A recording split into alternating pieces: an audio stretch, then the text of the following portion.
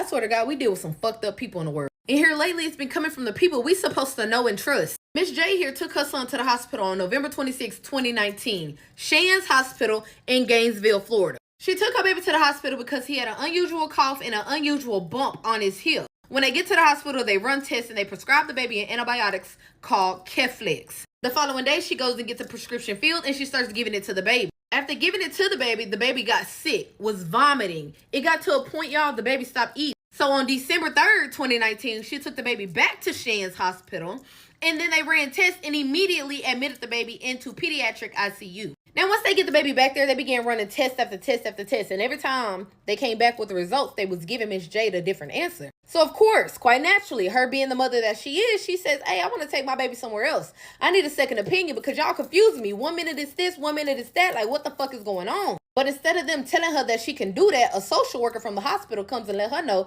that they call CPS on her. What the fuck you call CPS for? All she did was give her baby what y'all prescribed her. Now, keep in mind, y'all, they haven't left the hospital. They haven't even given them the okay to take the baby to go and get a second opinion. And with them still being in pediatric ICU, the following day, a CPS investigator by the name of Jocelyn Weston came to let her know that a case was being brought against her. Jade quite naturally asking her, what are the allegations? What are the allegations against me? Like, let me know what's going on. The CPS investigator ain't tell her shit. No follow-up visit, no calls, no anything. So the time rolled around. It was time for them to leave the pediatric ICU December the 10th, 2019. As she's trying to leave, the nurses is telling her she got to wait because somebody needs to speak with her. So she's sitting around the hospital, y'all, until 7 o'clock stroll up and a CPS worker walks in. When the CPS worker get in there, she walk into the room and she's like, can I speak with you? Can I speak with you?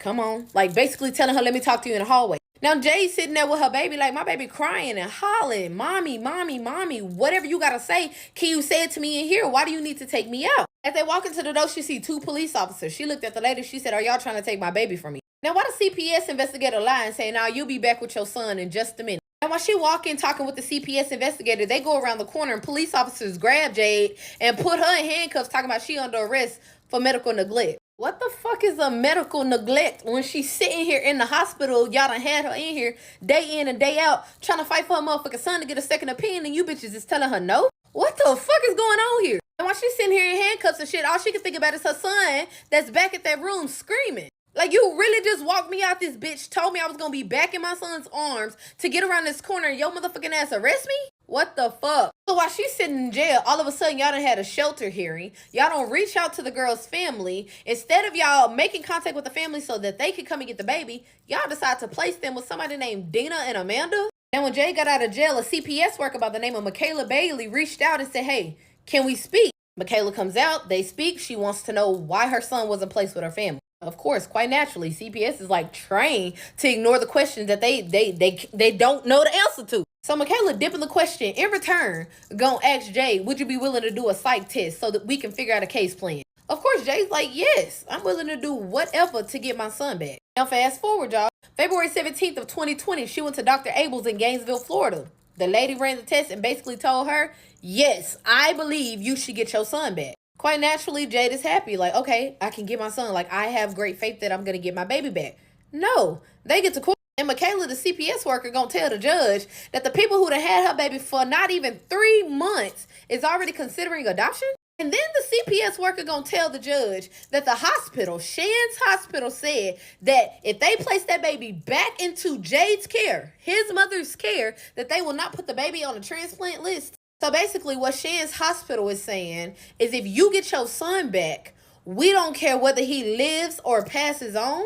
Make it make the fuck sense. So Jade in court like, look, okay, if y'all don't want him back in my care, that's fine. I'll sign my rights over to a family member. Like, I really want my son out of their care. And she wasn't on no rude, negative Nancy or none of that because she had been in contact with the people about her son up until one day the lady gonna say, you need to be glad that I'm even giving you an update about him. And me personally would have been somewhere in her bushes waiting for her to go check her mailbox and I would have DDT'd her motherfucking ass. But this ain't my case. So y'all already know when the state wants something done, the state gonna want it done. They try to hit her with a curveball talking about well, we want the baby to be in a medical setting. So Jay like, well, my auntie is a nurse and she says she'll get my baby. So the state go and do a home study. They do the little walkthrough, perform background checks. Boom, she was approved. But just like that, motherfuckers up to no good. Michaela Bailey go and say that it was denied. Bitch, whose side are you on? Don't answer that. So when Michaela denied it, the auntie who's a nurse figured out the medicine that they was giving the baby, and that's what made the baby go into the situation that the baby was in. So basically, you bitches prescribed some shit that y'all knew was gonna do this shit to babies because of the condition that he got going on with his kidney. And then after it does what you guys intentionally fucking did, y'all gonna take that out on her and talk about medical neglect? And then lie talking about she missed some motherfucking appointments and that's why she got the charges? Come on, bro. Out of 99.999 of Americans out here, ain't nobody ever been 100% perfect attendance on a motherfucking doctor's appointments. Miss me with that bullshit. All right, boom. So they don't let the baby go with the nurse. She allows another auntie who's a police officer to go for the baby. They denied the baby. So you don't even trust nobody who works in the same field as you? I guess when it's black and brown, they think we're all clowns. So for whatever reason, the hospital, Shands Hospital, gave Jade the address of Amanda and Dina. And miraculously, Michaela pops out of there and makes her aware, if you go over there bothering them, you will be arrested. Okay, I was like, man, bitch, I don't even got the girl's address. 1212. Bro code. Jay trying to figure out what the fuck you threatening me for. I don't got the address. I'm not going over there. And then come to find out, Amanda and Dina submitted a report talking about the girl had been over there stalking them. Talking about the other kids in the home are afraid for their life. Bitch, what? They should be, and it wouldn't be of Jade. It would be of you two motherfuckers. So quite naturally, y'all know how the CPS situation goes. You go back and forth to court, back and forth to court. They going back and forth. Amanda and Dina talking about they fear for their life. And they feel like the baby should be adopted to them. And then if they get the adoption for the baby, that they're going to cut off all communication with the baby mama. What the fuck? Come back for part 2.